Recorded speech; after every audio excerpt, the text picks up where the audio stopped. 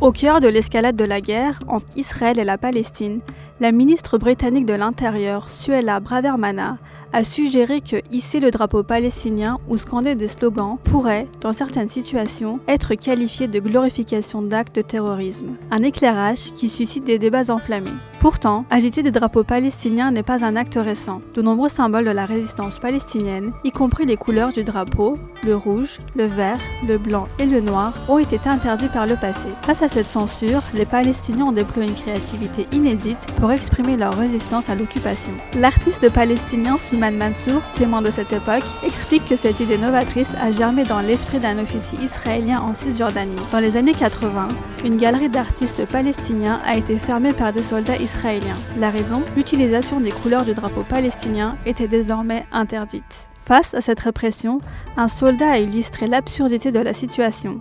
Lorsqu'un artiste palestinien, Issam Badr, lui a demandé « Que se passera-t-il si je veux peindre des fleurs avec ces couleurs ? Que ferez-vous » L'officier a répondu que même une pastèque peinte serait confisquée. Et c'est ainsi que porter des tranches de pastèque est devenu un acte de résistance pacifique face à l'oppression.